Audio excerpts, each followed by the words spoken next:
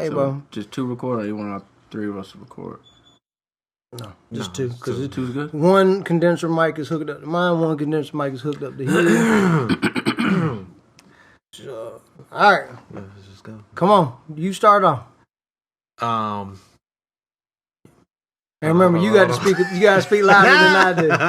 All right, so We got to jump in like double dutch. Double Dutch. 1, 2, 3. Hey guys, it's the Ox and the Opus Podcast episode 003. What episode is it?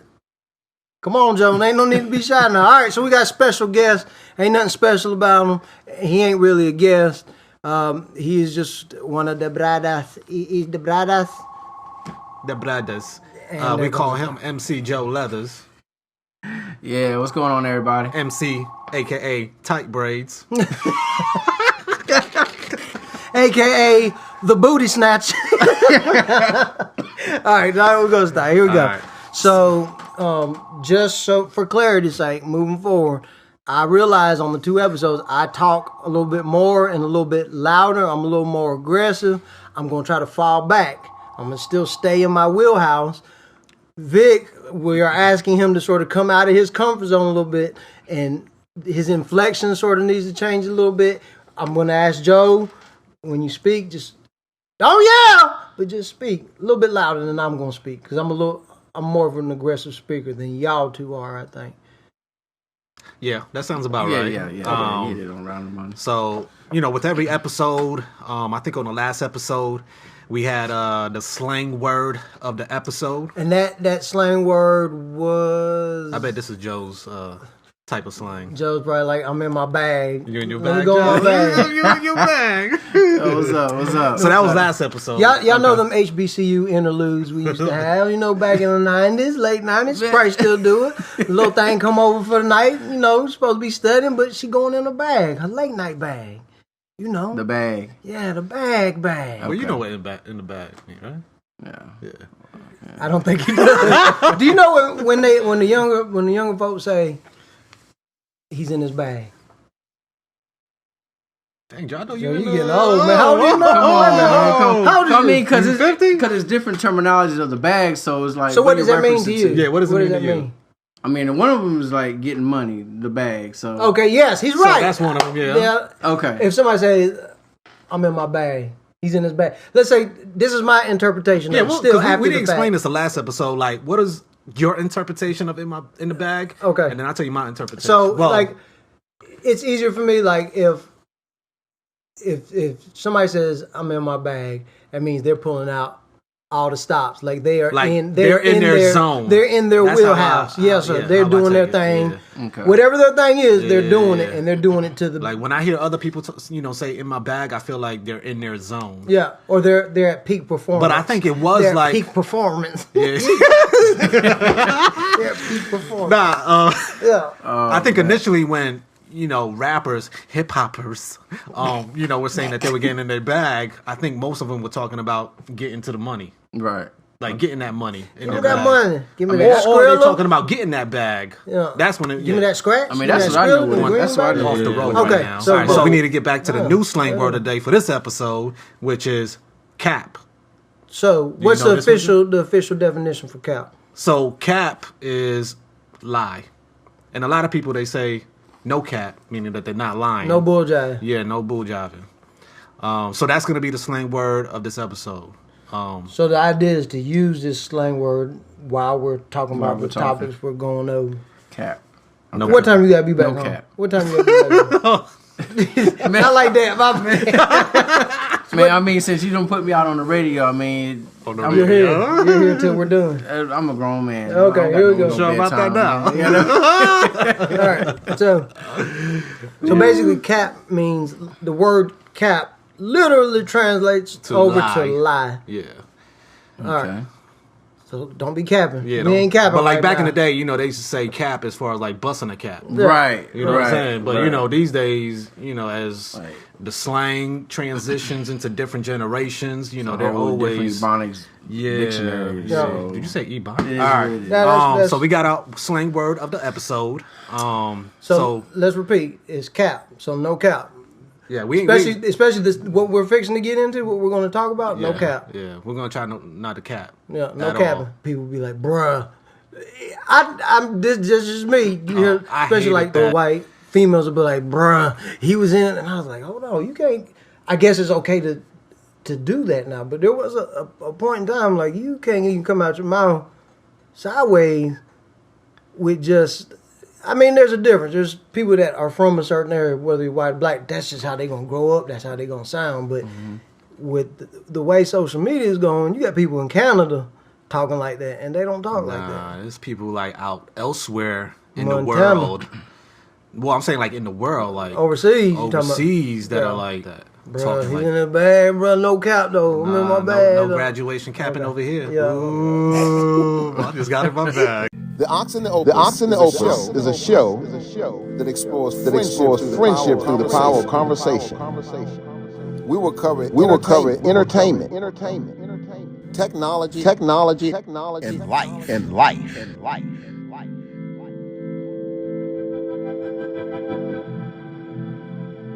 Let's talk about the city. I mean, it's just. I'm gonna help you out. This is what we do. So the sit-in started February 1st, officially 1960 at 4:30 p.m. at Woolworths, 132 South Elm Street, Greensboro, North Carolina. The four A&T students were David Richmond, Ezel Blair Jr., Franklin McCain, and Joseph McNeil. McNeil tried to buy a hot dog at a Greyhound. I think he was refused service. And unfortunately, that's just how it was at that time. That's just across the United States pretty much. And this is the very first sit-in. I'm not going to say I don't think it's the first one, but I think it's the one that actually caught fire. And, because it caught and it spread. Media, yeah. Yeah, once the media got a hold of it. Yeah. So February 2nd, 1960. Anyways, February 1st is when they did the actual sit-in. The store manager for Woolworths, his name was Clarence Harris. He asked them to leave. They wouldn't leave, obviously. That's the purpose of the sit-in. It says here he called his supervisor, and his supervisor told him they'll soon give up, leave, and be forgotten. This is, and I only recorded this because I thought this was pivotal in the whole thing. So Mr. Harris, the store manager of the Woolworths, he did not evict them. It's a visceral response.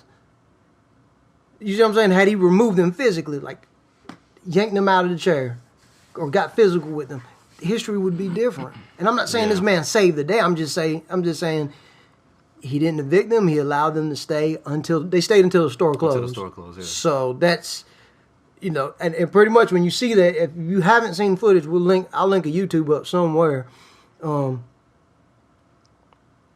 don't know. Let's talk about that part. So to me, I really think that by this guy not physically removing them, whether it was lawful or unlawful, even though they say racism was legal or not legal, it's not right.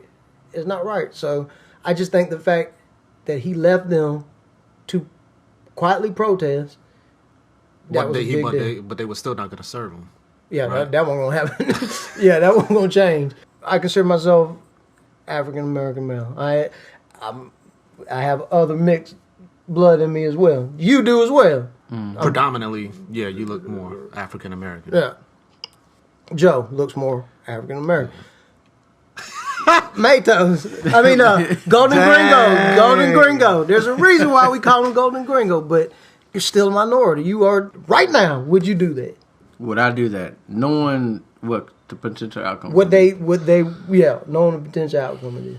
I don't know. I guess it just depends. It just depends on the mindset that we have at that point in time, and are we strong enough willingly to do something like that? Well, so would you do it? If we all agreed to do it, I probably would do it. If we all agreed that was this something that we can do, then again, I don't know. If one of those guys, out of the four, like the other three didn't want to do it, like would that one person still go in there and sit down? So okay, and we're aged men. We are aged men in our 40s, late 30s. These were kids, man. That's what makes me think, like, 5 years from now, 6 years from now, it'll be our kids' age. A little bit longer for you. Yeah. Like, I was just doing dumb stuff at 17, 18 years old. I wasn't prepared to take a stand on behalf of all my people. I'd be too scared. Yeah. I'm scared not thinking about it. So just imagine, and this is a different day and time back then. They will shoot you, bro. I'm serious. I used to work back then or like now. Maybe now, but back then especially, of course. Yeah. I worked in Apex. I talked to all them people that's from Apex. They are truly from Apex. You can hear it in their voice when they talk. Mm-hmm. They were from Holly Springs and all these places. Yeah. Holly Springs, Apex, Moncure, and whatever, all these little country towns. Oh, they'll tell you. One guy, I'm just going to share his, I'm not going to share his name. He's 67 now, and he said he moved to Maryland. He said as soon as he could get out, he was like 15, 16, he moved to Maryland, and he spent some years up there. He was up there, they were playing basketball. A white guy had walked through the basketball court. He said he just kind of turned his back and put his head down. And, the guys he was playing basketball with they let the white guy walk through. And the guys he was playing basketball, this is a true story. And I'm going to try to speed this up. They came to him afterwards like, man, what's wrong with you? Why'd you just go run in the corner? He said they said, why'd you run in the corner and put your head down? What are you doing? You talking about the white guy? No, they let the white guy walk through, and the other guys he was playing basketball with got him and went to him, and they were like checking him like, why'd you do that? Yeah. You look crazy as hell doing that. Why'd you put your head down and go in the corner like that? He's like, well, I'm from North Carolina. He said, that's what we do. You don't look, you don't even be on the same side of the street. And then when he told me that story, I was just like, wow. He was like, yeah, right here. He was naming the streets in Apex, man. The same streets where all these people done moved down and gentrified that area or whatever. And I'm not gonna. It made me see the whole thing differently. Because then that's why you hear guys like my dad's age. His idea of racism is completely different than mine. The little stuff I be talking about, he's like, man, shut up. Go on out there and do your daggone job. Ain't nobody trying to hear that. How you doing talking about? Because to him, it's something completely different, man. Yeah. I mean, our parents, they went through it. They went through it. We just outside looking through the window, so they went through it. They experienced a lot of it. Oh, that's real time. So.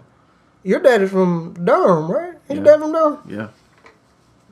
Yeah. Well, that's there's a lot of historical value in Durham. Not that it ain't anywhere else, but yeah, Durham has a lot of history. We could talk about that in another episode. But all right, so and that's why I was saying for you, Vic, like your mother's from Winston-Salem. She obviously alive, whether she was there or not. So all right, so February 2nd, 1960, more than 20 black students recruited from other campus groups joined that sit-in. This particular group on that second day, which is February 2nd, included 4 women. So apparently they did another sit-in on that second day, and they sat there from 11 a.m. to 3 p.m. Again, they were refused service, and they were harassed by white customers at the Woolworth store, which is, they already knew what they were going to get into. Again, now women got involved. I still don't know by the second day that I have the heart to do that. I would hope I would. On the second day is when it made local news, and that's when it started to catch fire. The Student Executive Committee for Justice was organized, and the committee sent a letter asking the president, F.W. Woolworth, to, and I quote, take a firm stand to eliminate discrimination. Vic, I'm going to let you read the letter, but this is the letter that they submitted. Dear Mr. President, we, the undersigned, are students at the Negro College in the city of Greensboro. Time and time again, we have gone into Woolworth stores in Greensboro. We have bought thousands of items at the hundreds of counters in your stores. Our money was accepted without rancor or discrimination. Mm-hmm. And with politeness towards us, when at a long counter just 3 feet away, our money is not acceptable because of the color of our skins. We are asking your company to take a firm stand to eliminate discrimination. We firmly believe that God will give you courage and guidance in solving the problem. Sincerely yours, Student Executive Committee.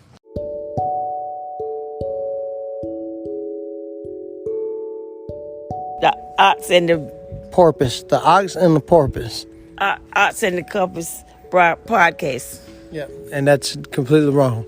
The ox and the opus podcast. Why you sound like that? Why you sound like that? The ox. Well, say the whole thing. Yeah. The ox and the Opus podcast or broadcast? Podcast. Podcast. What is that about? Oh my God. The ops in the broadcast. What do you say? Wow. Yeah, what's crazy is like their money was accepted at this part of the store, but then it wasn't This accepted. joker did his research right here. Yes, go but ahead. it wasn't accepted at the other side of where they're serving the food. It was almost as if it was set up to humiliate them. Maybe it's like a way of them feeling like, oh, we ain't serving you, you serve us, type of thing. Well, it's like anything. They'll take your money. When everything was getting out of hand or whatever, like at the end, Woolworth, the reason why, they ended up, what you call it? Desegregating? Yeah, desegregating, and now finally, it's because they all came down to money. They were losing money. Yes, that's what I think. Yeah, Is that it what always you're- comes down to the money. Yeah. So Shake that money, honey. give me that money. Give me that All right. money. So I'm about to get a little huffy puffy over here. Why? Just because you All right, so on February 3rd, 1960, the number grew to over 60, including students from Dudley High School. So from day one, they started with the 4. Right, Day 2, they had how many? 20 plus, right. including women. Day what? 3.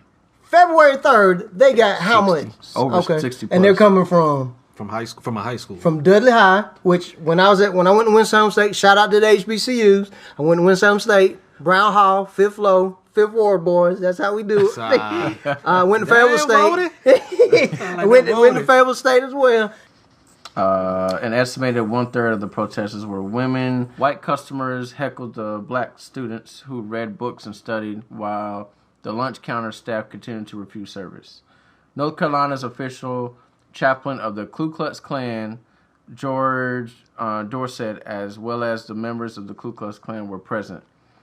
The F.W. Woodworth national headquarters said that the company would abide by local custom and maintain its segregation policy. So, in an official capacity, they are saying we still support this racism and this segregation.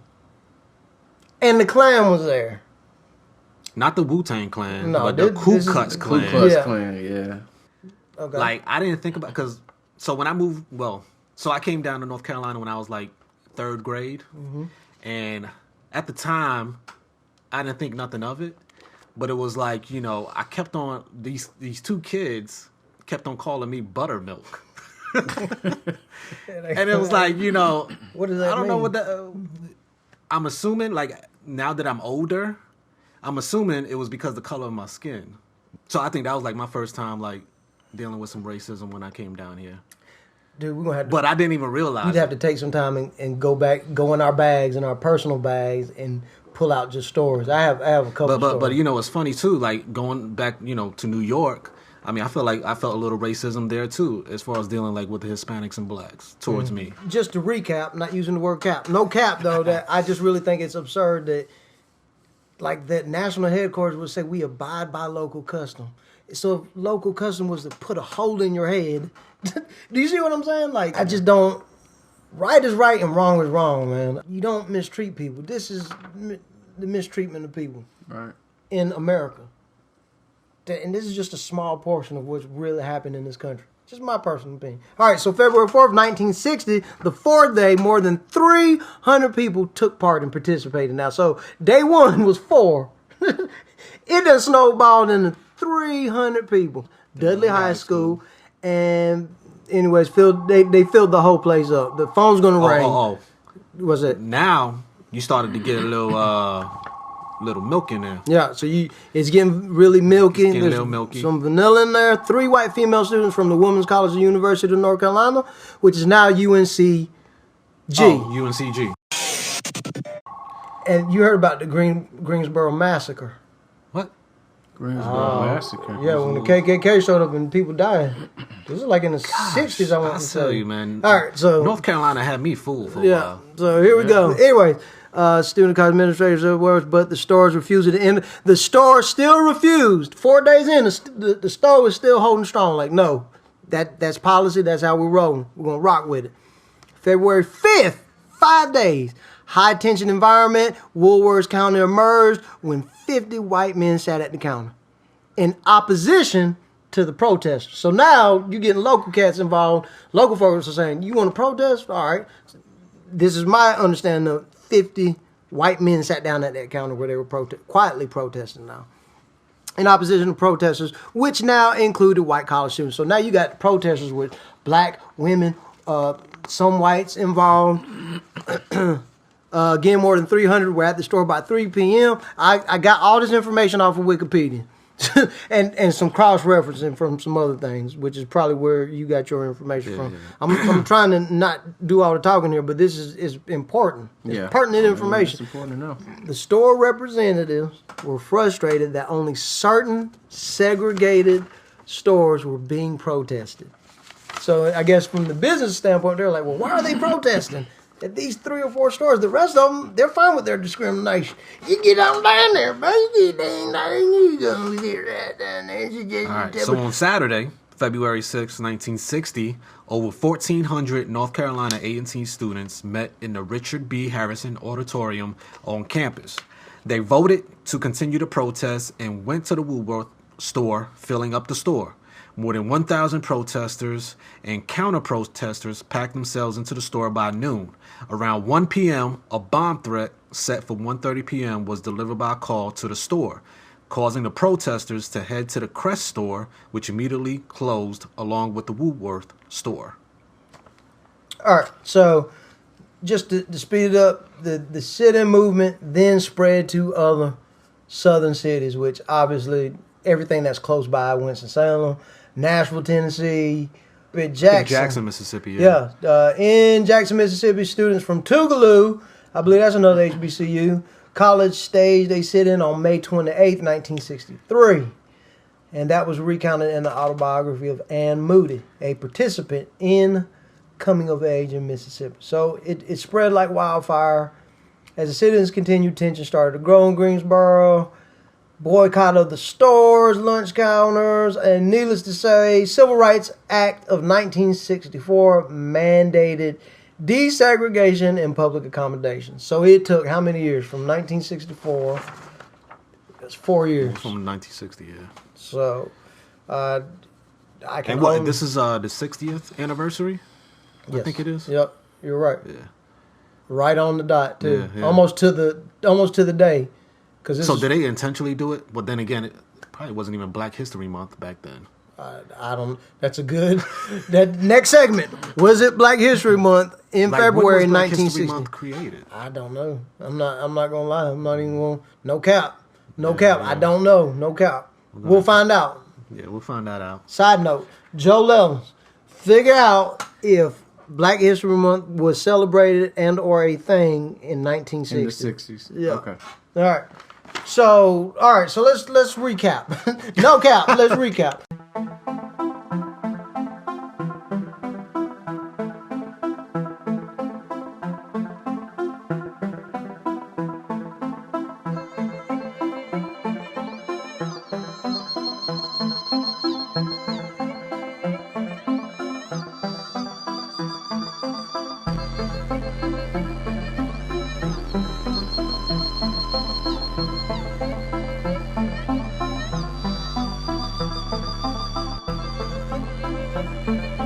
It's just crazy how, when I used to come down and visit, again, I always talk about me visiting from New York, but, I used to visit my grandparents, like at least maybe once a week during the summer, and I never knew that, Winston-Salem or Greensboro, had this type of history. I mean, I just felt disgusted that the whole fact that our parents and grandparents had to go through this, and I mean, I know we're going through it now, but it's not like, it's nothing compared to what they went through. But, well, besides, and that's another topic. I don't even know.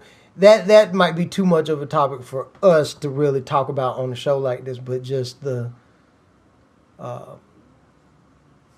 killing of black men and women. You're right. And other minorities, of course, but yeah. It disgusts me every time when I see something like that. Like, I started watching Watchmen on HBO, and it has some kind of well, it does have like a race tone in it, but like just the first episode, how, you know, like you were saying, Greensboro massacre, like there was like a massacre that happened down in Tulsa. Them having that scene, like just what it looked like back then, like it's just very disturbing to watch. And there's that other thing with what's that woman's name? Gosh, that's crazy. She was in Baby Boy. She's been in a whole bunch of other things, and she's in Empire. Taraji. Yeah, she was in that movie about with the thing that happened in Durham. That movie just came out last year. What's the name of that movie? We're gonna talk about that one too. I forgot, but it has some historical relevance, and it was obviously local. It happened in Durham. Yeah, it's crazy. It just, well, the thing is, you can move to all these places. You can move to North Carolina and South Carolina, Georgia, Tennessee. You can take it for what it's worth. Now, especially if you're not in the country, you're in like some sort of developed part of that state. You ain't gonna know no different till you just run across somebody. You just buy a house out there, just move there from New Hampshire. No offense. Or Vermont, or what's up, Maine? In Canada, or here's one thing. Y'all know Colin, right? Yeah. You remember Colin? My so we used to be in there, and he's Vietnamese, just to paint the picture. He's very stern. There's a good side to him. He's a good guy, but he's just very strict. So people be like, man, he's weird. I was like, well, he's from Canada. And everybody's like, oh, okay. Like that was, I didn't mean it like that. Sorry, Canada. Yeah, well, like, don't, but I do. Don't take it the wrong way. Yeah, they were shots fired. I mean, I'm glad that, you know, we're not. It's a lot, man. We're not, well. Choose your words. I know. Choose your words wisely. No, I'm just glad we're living in a world now where, I mean, I would like to think there's no segregation going on at all. I think you're crazy as hell. If you, it's a good wish, but no. If it, okay, then you got colorism. It's probably not known. You tell these people that I think there's there's probably hidden segregation. I don't even know if it's hidden. I think there's segregation, there's colorism, there's financial segregation, there's classism. I think all that goes on, whether we pay attention to it or we don't, and whether there's undertones of this type of stuff. I don't know, man. And I got to raise my son in this. Yeah. So, we all do. Yeah, we got to raise our kids. You know, whether you were buttermilk or whatever they called you, you're raising a mixed baby. He's got black, Hispanic, white, everything else, Filipino and everything, right? Yeah. There's gonna, on all sides, he's probably gonna catch it. Yeah. Maybe not in Apex. Maybe, you know, I don't know. It's hard to say because there's a good cultural blend here, but I know when I grew up, I called it from all sides. It wasn't like terrible, but I mean, this is what you're raising your kids up in. Yeah, because a few years ago, my son Jordan, he had his first encounter with racism because it was at the. You know, how old was he? He's about to be 12 this year. He had been around probably about 35, 9 years old. 35. So he's about 9. But he's probably about 9, 10 years old.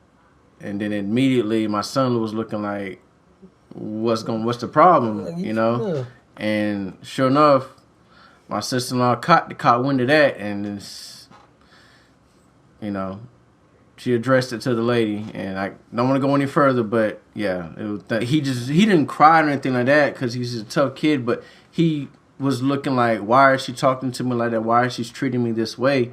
And because my wife and my sister-in-law, they saw that, and then they spoke to the lady and you know, politely told her about herself, and kind of went on from there. And then when he came home, we had to sit down with my son and kind of explain to him what happened and kind of why it happened, and so he could have a clear understanding because he didn't really know about it. So, and I was obviously I was upset when I found out about it. So, there's nothing that we can really do about racism, but we just got to teach our kids and teach them, and so they can kind of know and kind of prepare themselves, because this is a crazy world we live in. So there's nothing we can do about it but teach them and just move on forward with it. So I'm not gonna lie, yes, in the sense that it's a little bit more mature in, all right, you have to be prepared for XYZ. if this happens. And that's crazy that we gotta talk to that capacity to our kids. You know what I'm saying, about at an early age, right? And that's a shame we have to, but we have to prepare them because the world is crazy and it's always changing. More divided. Because now it's becoming a thing. Remember when the Black Panther movie came out? It was this big thing about, like, the people like me and Joe's complaints were like, well, there's not enough of us in there. And then the darker skinned people was like, y'all done had y'all shine. y'all are just mixed mutts anyway. We don't want y'all. Y'all don't belong here. That was some of the argument. I'm not saying every single dark skinned person said this. I'm not saying every single brown, light skinned, red bone person. And I say light skinned. So if you hear me say light skinned or dark skinned, that's just a colloquialism. I just never, quite lost the flavor for. I still say it. It just rolls off the tongue. But even with Black Panther, that was an issue. Now it turned into colorism. That's a whole different... Man, it's just a whole different thing to even deal with. That's a whole nother conversation to dive into. It is. That's a lot. It is. It's a good conversation to have, but I think this podcast can't handle the weight of a whole episode like that. I just think it's too much. Yeah. I could be wrong, so... All right. So you want to... Oh, it's about that time for our sponsor. All right, so let's go ahead and take a couple minutes and let's hear a word from our sponsor. All right, here we go.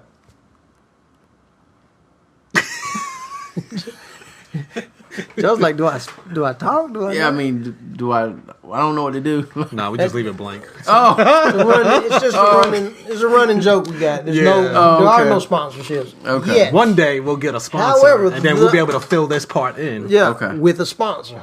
The Ox and the Opus podcast proudly celebrates diversity and university.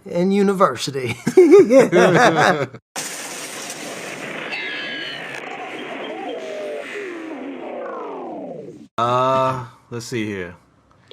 All right, so the next topic, we could talk about the Guardians of the Galaxy 2. Okay, you want to take it there? Yeah. So we'll break it into the pieces. So go ahead. I've seen this movie. Not the whole movie. But I've only seen it once. Okay. So I can't really remember the movie, but the clips that you want to talk about, right? I've watched. So let's go. So okay, let's do it. Go ahead. What was the reason why you sent these clips? I mean, Which one? the first clip you sent me was the musical dance intro by Groot. What's his name again? Groot, the little baby tree. Yeah, the little baby tree. So you seen Guardians of the Galaxy 2 a couple times. So explain that to me. Just that intro part. When what was his name? Groot. Groot. I thought it was Gru. I always thought it was Gru. Well, it's a tree, so it grew. No. So just the fact that he was when he was dancing in the beginning of the movie. Well, there was a lot going on like behind him, around him. Oh, he was just having a time of his life. He just, I don't know. To me, basically, he just zoned everybody out. Yeah. You know? And to me, I think that was dope, man. You don't see a lot of, like, and maybe you do, but just not quite the way they did that. It just, like, when I watched it, for some reason, I was thinking about my son. Like, my son is 14 months, and I just felt like at that age, you have no worries in this world. Like, you could just dance and not even worry. Because look at what was going on. What was going on? There was a lot of... They were trying to kill that monster, right? Yeah. And I like how they interacted. Like, he plugged it in, right? Yeah. The music came on and Mr. Blues.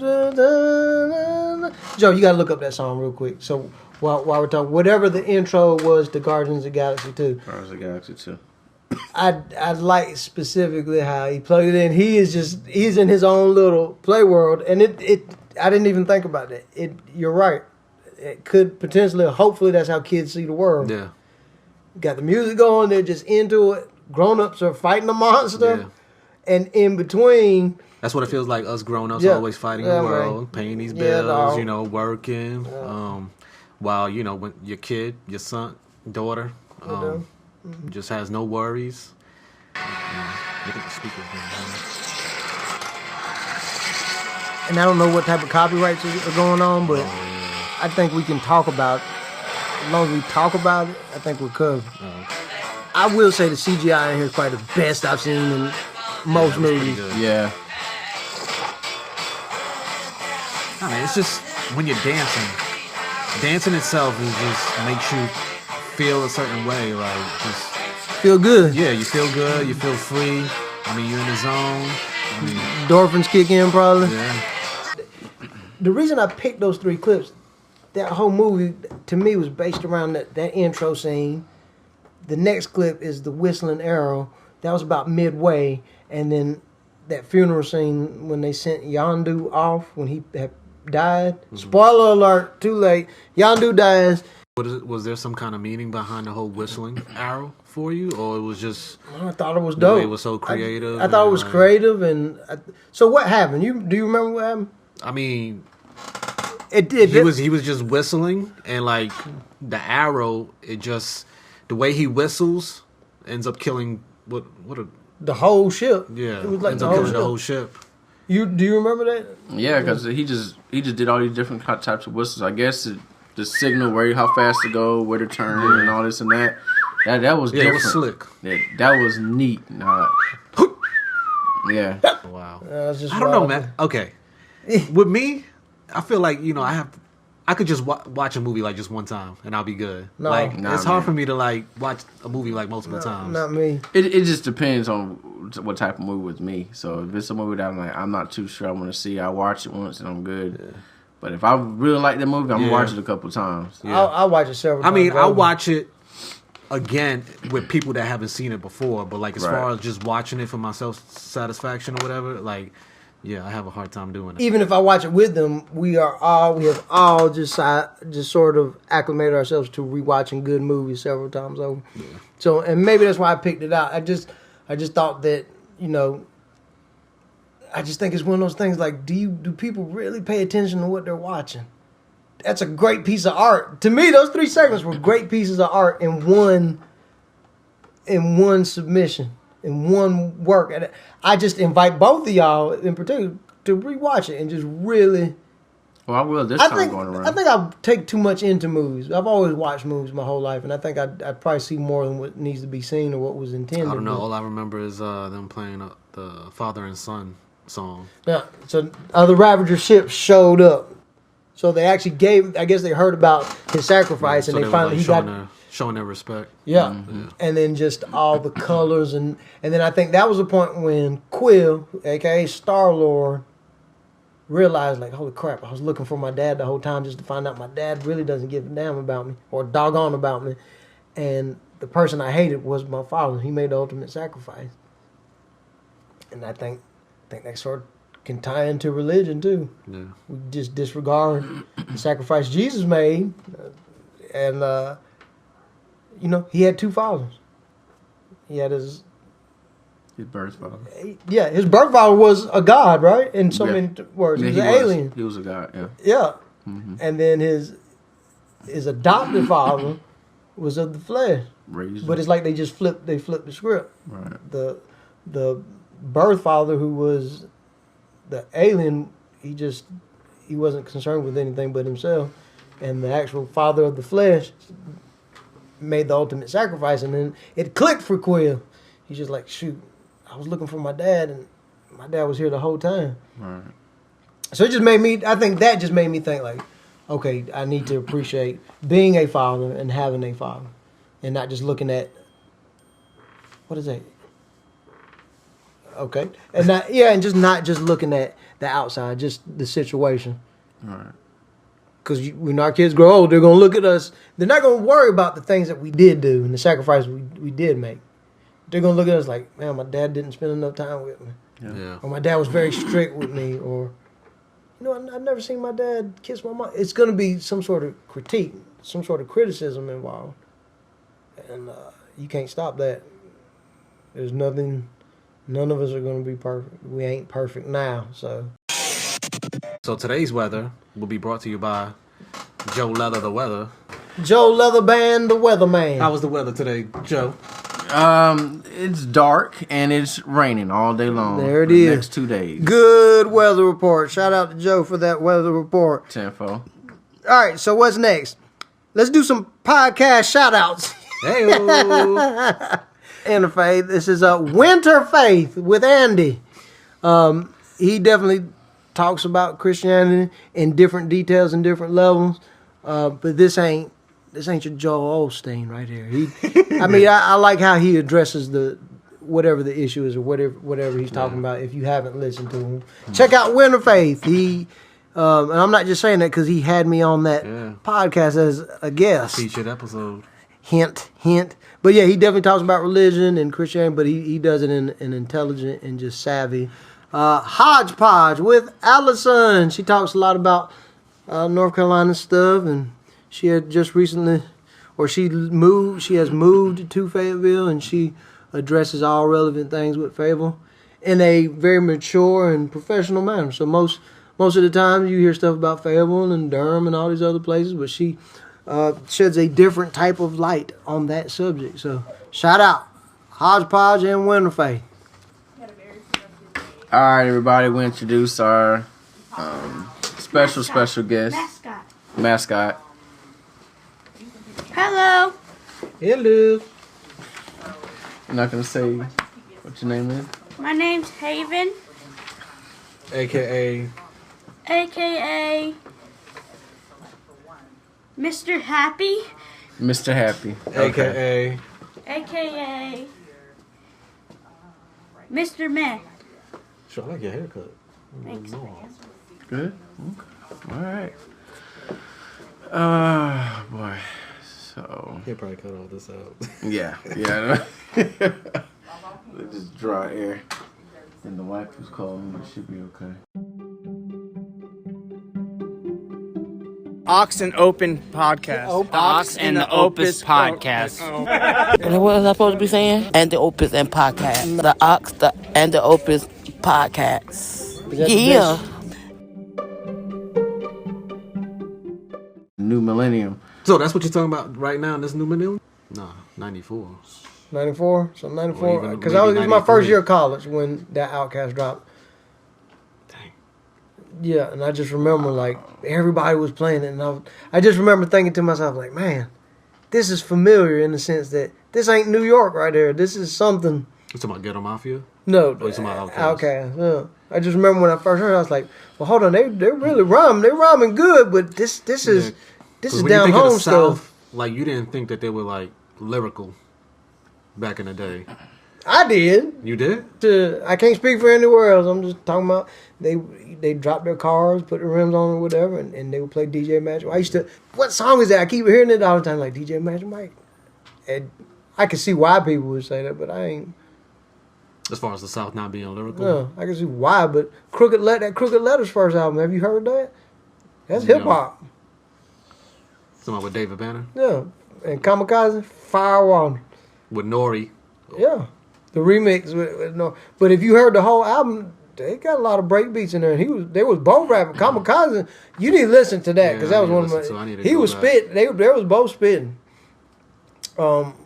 Okay, you got Ghetto Boys. Everybody knows that. Have y'all ever heard of OG Style? I think, yeah. I'm gonna let you. You need to listen to that. And Two Live Crew. It was more party music. Like Young Buck's pretty lyrical to me. He's not like hyperactive, sensitive, super sensitive, Lyrical lyrical. Yeah, they ain't gonna do all that. But why? Ain't no need to. But then you got people that you can't tell me. Like, all right, let's get into it then. Let's go. Who is the best MC out? Right now. That's alive. This day and age, Yeah. right in this era. Yeah. All right, but don't be thinking. It's because you're from New York. I know. No. What? Well, this artist ain't from New York. Who is? Eminem. Man, cut the mic off. I'm not gonna say I disagree with it. Joe. I mean, I would have said Eminem, but I'm just going off of now because Eminem, I'm gonna say he's more of a veteran, so I'm just gonna move towards the newer crew. I'm always gonna put him on that pedestal because he's one of the greats. He's dope. I'm not even gonna knock him, but right now in this new millennium, So that's what you're talking about right now in this new millennium? Just who is the best all around just MC to you that embodies everything that you think an Since MC you started should be? listening to hip hop. Yes. oh okay, Eminem. okay, I'm about to say J. Cole. What in the world, man? Okay, I don't dispute that he's a great lyricist. I don't. But you're saying J. Cole, you're saying Eminem. I think, to me, it's Andre 3000. I mean, you just okay. I truly believe that. And you can go, I put him up against the Rakims, Big Daddy Kanes, I see that. Scarfaces. I see that. I mean, he's on the board with a lot of the greats like Eminem, Jay, Nas. Yeah, all these guys, Elzai, he is freaking. Don't and let me clarify something on the other end. Don't mistake the fact that Vic may be soft spoken or Joe sounds a certain way, or you think I sound country or whatever that is, that we're clueless. Like, trust me, I'm not just saying Andre 3000 for any other reasons besides the fact I believe if you listen to what he says, how he says it, without selling himself out, he, pound for pound, is, I ain't gonna say the best. In my opinion, he is, but he can rival anybody y'all say. I mean, yeah. If you just breaking it down, you're talking about lyricism, then yeah, I would have to just change my mindset. Not saying Jay, but seriously though, I mean, if we're gonna really talk about it, we're gonna talk about it, but not knocking J. Cole at all. No capping. No cap. No cap. No cap. All right. No cap. Give it so, no capping and not talking about J. Cole is always he's great. He's building himself to that potential pedestal. But but if I had to really true say my lyricist, I would have to kind of argue probably between Eminem and Jay-Z. Jay-Z, that's a good. You can't go wrong with Jay-Z. Now, if you're talking about lyricists, because if you're talking about that, I actually listen to certain. Give me some lines from Jay-Z. Give me some lines from Eminem or Jay-Z. Somebody. Oh, Lord, off the top of my Yeah, I can't do it off the top of my head. I can't do it off the top of my head. That's why I wasn't a good rapper, because I couldn't remember. Yeah, it's difficult lines. too. It's difficult. You're dealing with, especially when you're dealing with Eminem and all the wordplay and all that stuff, man. It's too fast. So that's what gets me with Eminem, is because the way he makes words that don't even supposed to rhyme. He'll and bend his them. word, yeah. And you'll miss a lot of the intelligent stuff he says because you're focused on. Yeah, I mean, sometimes he says some like simple corny stuff, but I don't know. Sometimes, he just gets in his bag. Where it's if you catch some shady Eminem, we're talking about when he's in a serious moment, the man is a beast. Yeah. When he's really, he's not joking. Elzai. Oh, I was gonna say Lil Wayne. Lil Wayne's dope. Yeah. Oh, that's why I never understand. Go ahead. I'm sorry. Well, I mean, he just came out with the new album, so that's why I kind of mentioned it. Funeral. The Funeral. You know when you turn that art cover upside down, it says Lil Wayne. Does it? I didn't know that. I didn't really see. I don't think I ever seen Orleans, but he had that spirit in him as far as to spit like a New Yorker. There you go. Oh, like I love the fact that he was like Southern and then spitting over like these New York type beats back then. All right, so let's talk about it. We're here now. They will say, I would say the quintessential New York sound is DJ Premier, boom bap, right? Rock. So where's DJ Premier from? Houston. Yeah, originally. The New York sound is based off of Southern sound. So you trying to say his boom bap was originated from Houston? No, but if he's a creator of boom bap, okay, like, and this is no strike. If you don't agree with something, just don't agree with it. Ain't no need to go up in arms. The creator of the father of Go-Go, he's from North Carolina. He's born in Concord or Charlotte or something like that. And Go-Go is more DC. Yeah, right. But you see that, right? That's a DC thing. People down in North Carolina, South Carolina, if they're in the go, it's by virtue of knowing somebody from DC or because all the HBCUs here. Yeah. People are coming from everywhere. Yeah. So I might know 2 or 3 go-go songs, not because I grew up in DC, but because, when you're in college, you get exposed to people from Denver and California and Florida, the deep South and the other side of the South and the other side of the state. But I just made that point just because. Okay, so the New York sound basically originated, in part, the boom bap, right? From DJ Premier. But boom bap, I feel like it started before Premier. I'm sure it did, because you had Pete Rock, and then you had... Pete Rock and CL DJ Smooth. Scratch, you had Marlon Morrow, so probably Marlon Morrow is probably the true... The bridge. Yeah. The bridge, the bridge. Yeah. But I'm just saying, for right now, you would say I would say that DJ Premier is that go-to guy for that New York, for that type of quality, for that New York sound. But then look at the people. I don't know. This is one of them conversations we could go on for days. I will say that where do you think that David Banner? To me, the David Banner people know now ain't the David Banner in terms of lyrically. So when he did that project with Ninth Wonder, everybody was like, oh, he's coming out his bag. He's lyrical now. He was always lyrical though. Yeah. I thought just off the Crooked Letters album. And believe it or not, my favorite albums from him were his solo albums. Baptized in Dirty Water. Oh my God, I loved him. When he came out with that song Like a Pimp, you think it was just more so trying to get mainstream attraction? I just think you got to get that stuff out, man. And then after that, then I guess that's when you could start putting. But what's wrong with that? Like I get it, but everybody has like. What is wrong with just saying that song is just for the club? Okay, I don't got to listen to New York stuff all day long. Yeah. We supported New York when mixtapes was out back in the 80s. And they would laugh at us because the way we talk or we sounded. It was all about New York then. We supported them. But then when Atlanta came on the scene, Florida always been around. Miami always been around. Texas pretty much always been around with the Ghetto Boys. And I'm sure they got more local history. Have you watched Hip Hop Evolution on Netflix? I think I've seen 1 or 2 episodes. Oh, I love watching that. It's good. They go into good detail about it. Yep. And I think I seen the one with Memphis, which was pretty. That was pretty dope. That was cool. Yeah. But they started talking about the whole mixtape thing and how T.I., Lil Wayne from the South was making a big impact, and then of course 50. Then he got. This is another conversation. Dreamville Records. All them guys are nasty. All the Earth Gang. Yeah, they're like the new Outcasts. Yeah. They have the potential to be better if they just. Dang.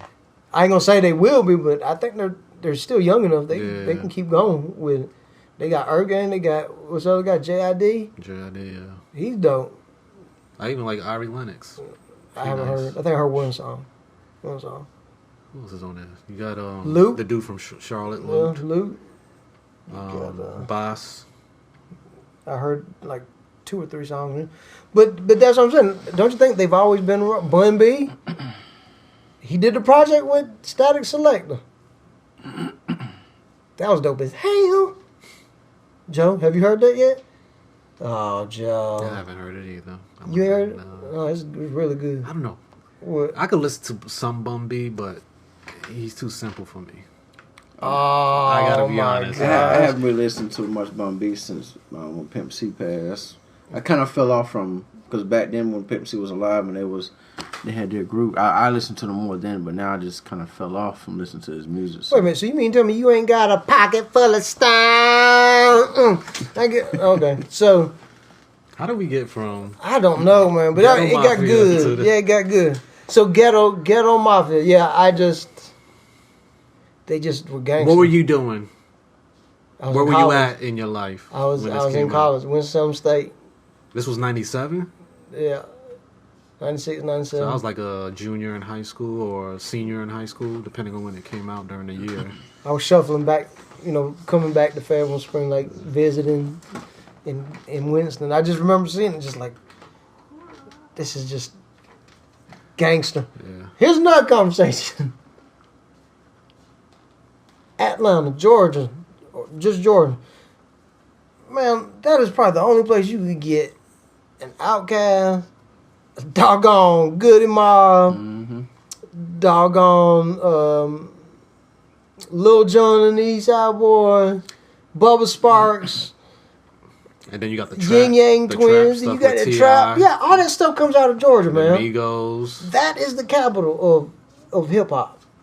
I think you could say New York, but you don't get these type of groups and these different variations of hip hop. It just seems like more diversity as far as music. Yeah, but I'm saying like their sound is similar, but it's still different. Like, you know how New York, you have your boom bap, but it's like maybe different boom baps. Right. And then like the West Coast, they have like their sound. And it's like, I'm glad you said that. That would like they have their different sounds of West Coast, like, Because you got Warren G. The hieroglyphics, and NWA, Too Short. So too I feel like short. Atlanta, another hub where it's like, yeah, you got the South, but then you got these different parts of, you know, you got the trap, you got crunk, and then you got whatever Goody Mob and Outkast were doing. What was the name of their production crew? Dungeon Was Family. Sleeping.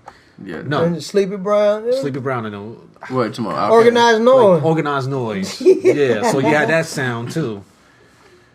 So that's where New York they're not in step with the West Coast or the South. You can go to the South, you can get boom bap, you can get trap, you can get booty music, you can get pop, you can get buck music. So you're saying in New York you can't get like a trap beat? It's not gonna sound as authentic and as fluid as it does in the South. No, these days, man. You know what? It It doesn't even matter where you're from. Like it seems like that's true. it's all That's true. it's all like together. Like It's yeah. a hodgepodge. Shout out to Hodgepodge Podcast. like when they came out with the drill in Chicago. I mean, you have people in London now that are making like they call it London drill or something like that now. So it's just Irish. I seen a little documentary on that with the Irish drill. All right, so let's set the record straight. Get them, Joe. You don't even know what we're talking about. It doesn't matter. Just get them. I don't know, man. And Joe got you. He tore you up just like that. UK versus America. Who got better hip hop music? Remember when we? Oh man. We hands down. I'm American. We're gonna say America, right? America. Yeah. They got good actors and actresses, but when Right. it comes to hip hop, they can't. I mean, they can't see us. Hip hop Nah, was even- created. Yeah. I mean, here. even overseas, they like really appreciate the artists that come out of like when American artists have shows overseas. I think they do it better. seems like they overseas. appreciate more than we do of our own artists. Ghetto Mafia, if y'all hear this, I'm sorry we ain't really getting into it, but Make y'all were so some dope to me, lives. so gangster. I hope Joe and the Golden Gringo feel the same way, but y'all were so doggone gangster, man. Yeah. Start over again. Yeah. It's the Ox And the Open. with our special guest, Joe Weatherman. Joe Weather. Joe Leatherband Weatherman. That's right. Gigolo Joe's in the house. J-Lo Joe. Gigolo Joe. And Soccer Beezy, my son. They say, Yeah, subscribe. what does that mean though? For YouTube? For anything, subscribe. You know- on Spotify, iTunes podcast, YouTube. Yeah, Anchor. Anchor.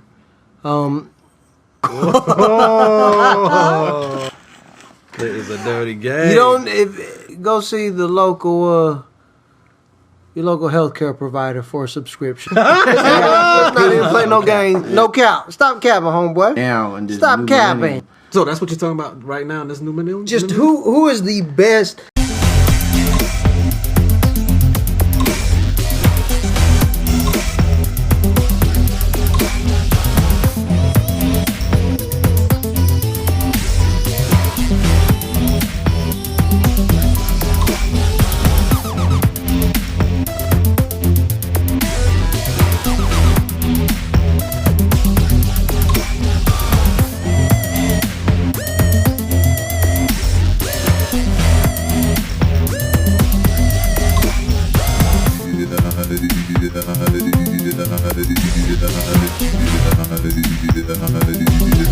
Yeah.